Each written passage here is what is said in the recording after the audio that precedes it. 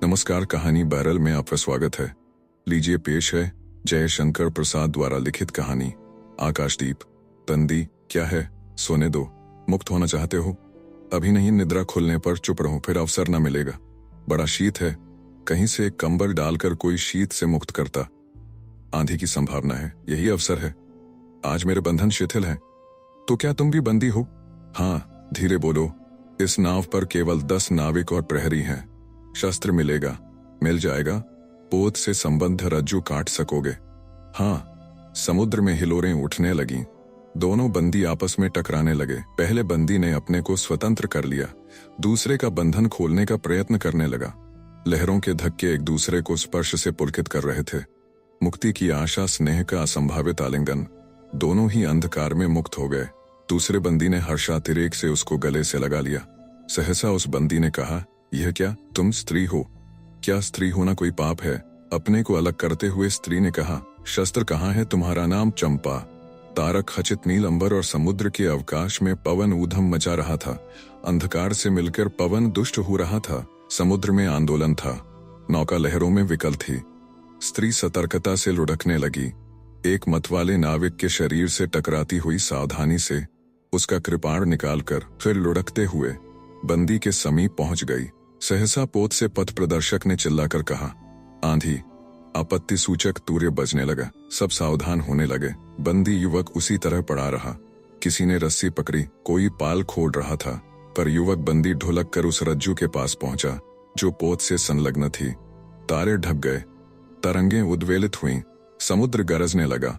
भीषण आंधी पिशाचिनी के समान नाव को अपने हाथों में लेकर कंदुक क्रीड़ा और अट्टहास करने लगी। एक झटके के साथ ही नाव स्वतंत्र थी। उस संकट में भी दोनों बंदी खिलखिलाकर हंस पड़े।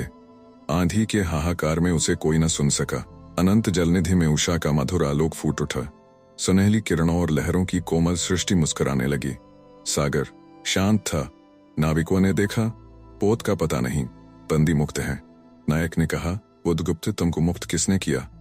कृपाण दिखाकर बुद्धगुप्त ने कहा, इसने। नायक ने कहा, तो तुम्हें फिर बंदी बनाऊंगा। किसके लिए?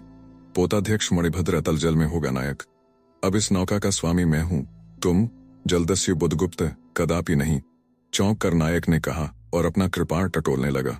चंपा ने इसके पहले उस पर अधिकार कर लिया था। वह क्रोध से उछल पड़ा।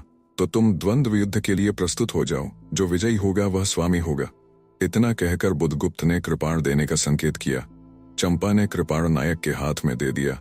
भीषण घात प्रतिघात आरंभ हुआ। दोनों कुशल, दोनों त्वरित गति वाले थे। बड़ी निपुणता से बुद्धगुप्त ने अपना कृपाण दांतों से पकड़कर अपने दोनों हाथ स्वतंत्र कर लिए। चंपा भय और विस्मय से देखने लगी। नाविक प्रसन्न हो गए, परंतु बुद्धगुप्त ने लाघव से नायक का कृपाण वाला हाथ पकड़ लिया और विकट हुंकार से दूसरा हाथ कटी में डाल उसे गिरा दिया। दूसरे ही क्षण प्रभात की किरणों में बुद्धगुप्त का विजयी कृपाण हाथों में चमक उठा। नायक की कातर आंखें प्राण भिक्षा मांगने लगी। बुद्धगुप्त ने कहा, बोलो, अब स्वीकार है कि नहीं? मैं अनुचर हूं, वरुण देव की शपथ, मैं विश्वासघात नहीं करूंगा। बुद्धगुप्त ने उसे छोड़ दिया। चंपा ने युवक जलदस्यु के समीप आकर उसके क्षतों को अपनी स्निग्ध दृष्टि और कोमल करों से वेदना विहीन कर दिया। बुद्धगुप्त के सुगठित शरीर पर रक्त बिंदु विजय तिलक कर रहे थे। विश्राम लेकर बुद्धगुप्त ने पूछा, हम लोग कहाँ होंगे? बाली द्वीप से बहुत दूर, संभवत एक नवीन द्वीप के पास, जिसमें अभी हम लोगों का बहुत कम आना जाना होता है। सिंहल के वणिकों का वहां प्राधान्य है। कितने दिनों में हम लोग वहां पहुंचेंगे? अनुकूल पवन मिलने पर 2 दिन में, तब तक के लिए खाद्य का अभाव न होगा। सहसा नायक ने नाविकों को डांट लगाने की आज्ञा दी और स्वयं पतवार पकड़कर बैठ गया। बुद्धगुप्त के पूछने पर उसने कहा, यहाँ एक जलमग्न शैलखंड है, सावधान न रहने से नाव टकराने का भय है। तुम्हें इन लोगों ने बंदी क्यों बनाया? वणिक मणिभद्र की पाप वासना ने। तुम्हारा घर कहाँ है? जाह्नवी के तट पर, चंपा नगरी की एक क्षत्रिय बालिका हूँ। पिता इसी मणिभद्र के यहाँ प्रहरी का काम करते थे। माता का देहावसान हो जाने पर मैं भी पिता के साथ नाव पर ही रहने लगी। 8 बरस से समुद्र ही मेरा घर है। तुम्हारे आक्रमण के समय मेरे पिता ने ही 7 दस्युओं को मारकर जल समाधि ली। 1 मास हुआ मैं इस नील नभ के नीचे नील जलनिधि के ऊपर एक भयानक अनंतता में निस्सहाय हूँ, अनाथ हूँ। मणिभद्र ने मुझसे एक दिन घृणित प्रस्ताव किया। मैंने उसे गालियां सुनाई। उसी दिन से बंदी बना दी गई। चंपा रोष से जल रही थी। मैं भी ताम्रलिप्ति का एक क्षत्रिय हूँ चंपा, परंतु दुर्भाग्य से जलदस्यु बनकर जीवन बिताता हूँ। अब तुम क्या करोगी? मैं अपने अदृष्ट को अनिर्दिष्ट ही रहने दूंगी, वह जहां ले जाए। चंपा की आंखें निस्सीम प्रदेश में निरुद्देश्य थी, किसी आकांक्षा के लाल डोरे न थे। धवला पांगों में बालकों के सदृश विश्वास था। हत्या व्यवसायी दस्यु भी उसे देखकर कांप गया। उसके मन में एक संभ्रमपूर्ण श्रद्धा यौवन की पहली लहरों को जगाने लगी। समुद्र वक्ष पर विलंबमयी रागरंजित संध्या थिरकने लगी। चंपा के असंयत कुंतल उसकी पीठ पर बिखरे थे। दुर्दांत दस्यु ने देखा अपनी महिमा में अलौकिक एक तरुण बालिका। वह विस्मय से अपने हृदय को टटोलने लगा। उसे एक नई वस्तु का पता चला, वह थी कोमलता। उसी समय नायक ने कहा, हम लोग द्वीप के पास पहुंच गए। बेला से नाव टकराई। चंपा निर्भीकता से कूद पड़ी। मांझी भी उतरे। बुद्धगुप्त ने कहा, जब इसका कोई नाम नहीं है तो हम लोग इसे चंपा द्वीप कहेंगे। चंपा हंस पड़ी। 5 बरस बाद शरद के धवल नक्षत्र नील गगन में झलमला रहे थे। चंद्र की उज्जवल विजय पर अंतरिक्ष में शरदल लक्ष्मी ने आशीर्वाद के फूलों और खीलों को बिखेर दिया। चंपा के एक उच्च सौध पर बैठी हुई तरुणी चंपा दीपक जला रही थी। बड़े यत्न से अभ्रक की मंजूषा में दीप धरकर उसने अपनी सुकुमार उंगलियों से डोरी खींची। वह दीपाधार ऊपर चढ़ने लगा। भोली भोली आंखें उसे ऊपर चढ़ते बड़े हर्ष से देख रही थीं।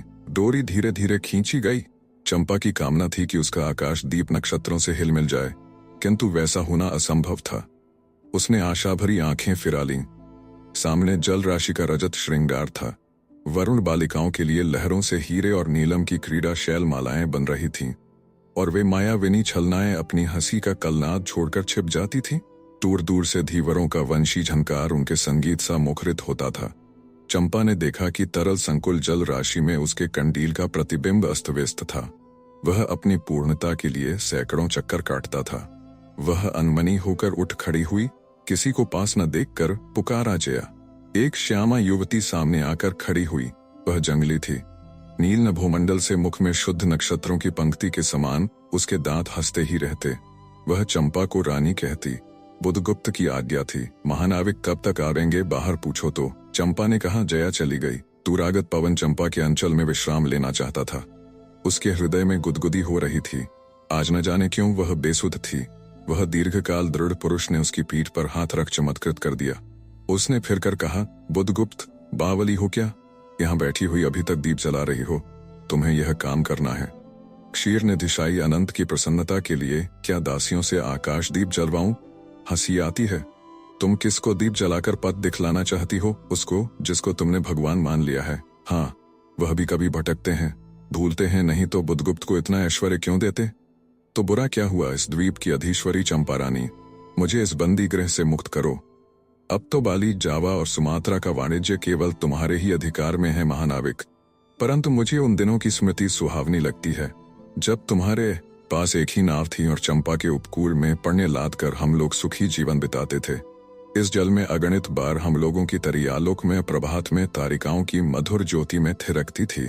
बुद्धगुप्त, उस विजन अनंत में जब मांझी सो जाते थे, दीपक बुझ जाते थे, हम तुम परिश्रम से थक कर पालों में शरीर लपेटकर एक दूसरे का मुंह क्यों देखते थे? वह नक्षत्रों की मधुर छाया। तो चंपा, अब उससे भी अच्छे ढंग से हम लोग विचर सकते हैं। तुम मेरी प्राणदात्री हो, मेरी सर्वस्व हो।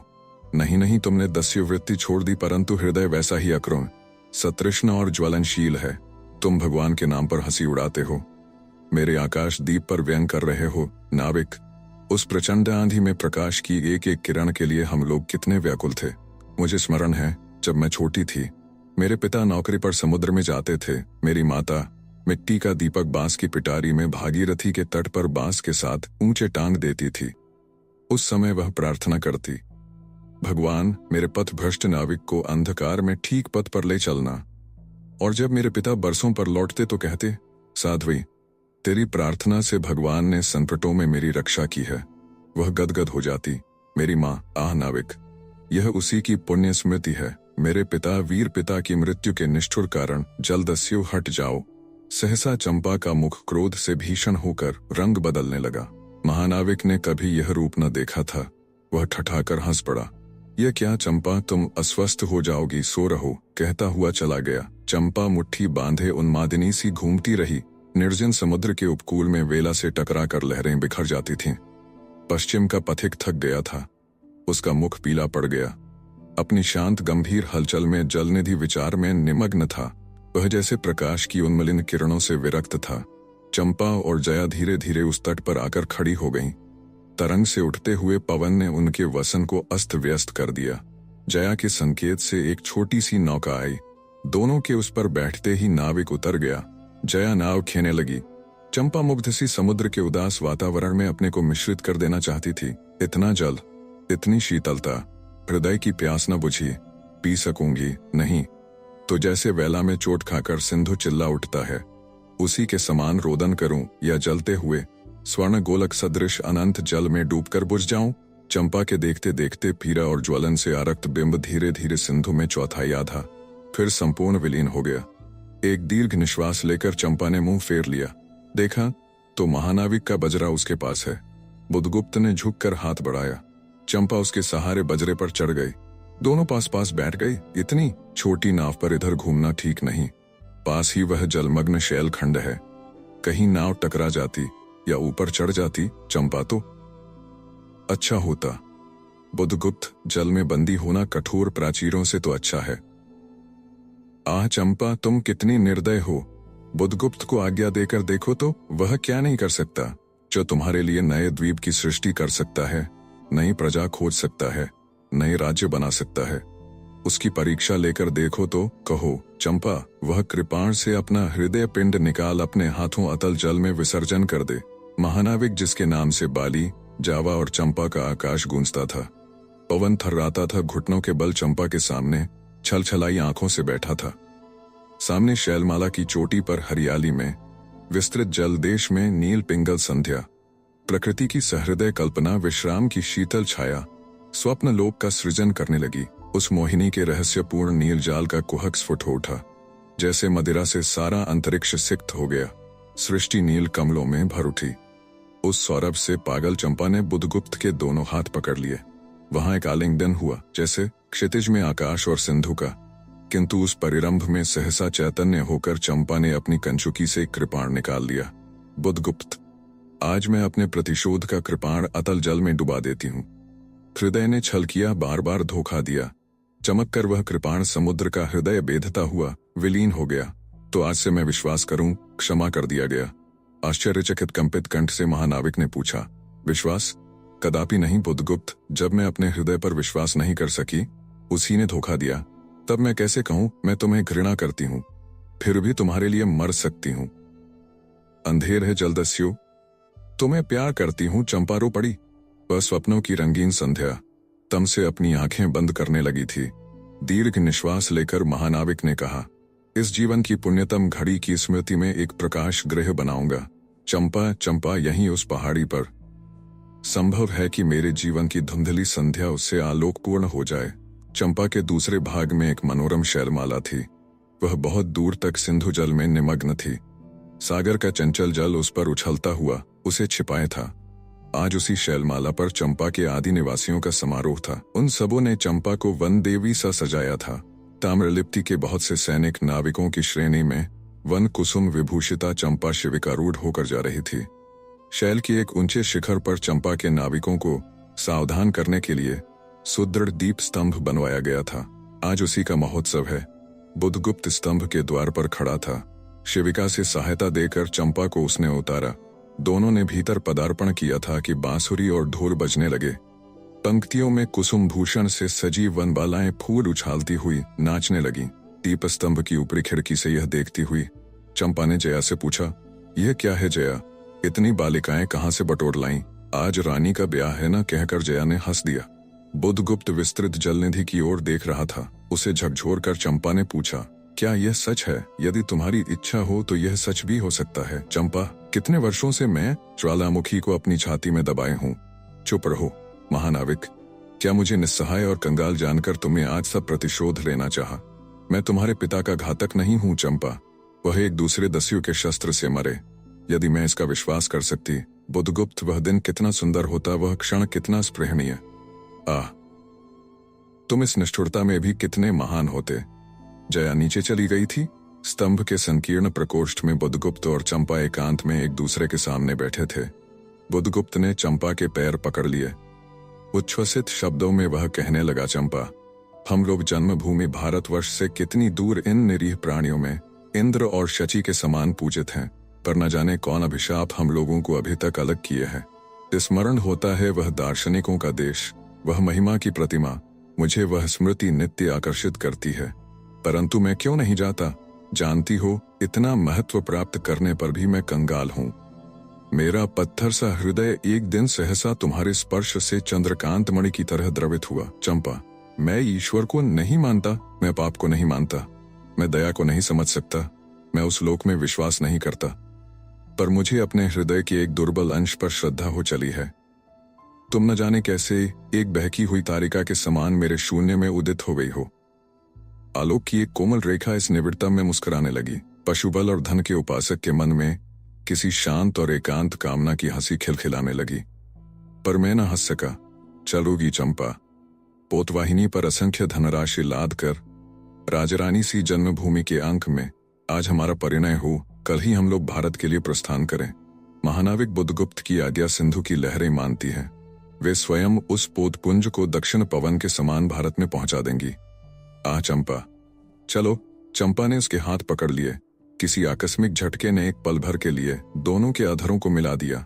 सहसा चैतन्य होकर चंपा ने कहा, बुद्धगुप्त, मेरे लिए सब भूमि मिट्टी है, सब जल तरल है, सब पवन शीतल है, कोई विशेष आकांक्षा हृदय में अग्नि के समान प्रज्वलित नहीं, सब मिलाकर मेरे लिए एक शून्य है। प्रिय नाविक, तुम स्वदेश लौट जाओ विभवों का सुख भोगने के लिए, और मुझे छोड़ दो इन निरीह भोले भाले प्राणियों के दुख की सहानुभूति और सेवा के लिए।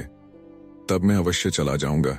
चंपा, यहां रहकर मैं अपने हृदय पर अधिकार रख सकूं, इसमें संदेह है। आह, उन लहरों में मेरा विनाश हो जाए।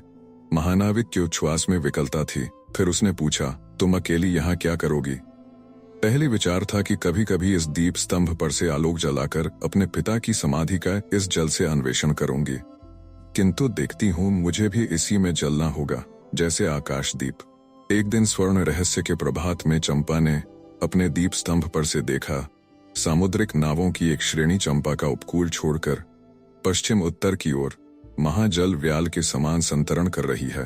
उसकी आंखों से आंसू बहने लगे। यह कितनी ही शताब्दियों पहले की कथा है। चंपा आजीवन उस दीप स्तंभ में आलोक जलाती रही, किंतु उसके बाद भी बहुत दिन दीप निवासी उस माया ममता और स्नेह सेवा की देवी की समाधि सदृश पूजा करते थे। एक दिन काल के कठोर हाथों ने उसे भी अपनी चंचलता से गिरा दिया। आप सुन रहे थे कहानी बारल से जयशंकर प्रसाद द्वारा लिखित कहानी आकाशदीप। वीडियो पसंद आया तो इसे लाइक करिए और चैनल को भी सब्सक्राइब कीजिए। धन्यवाद।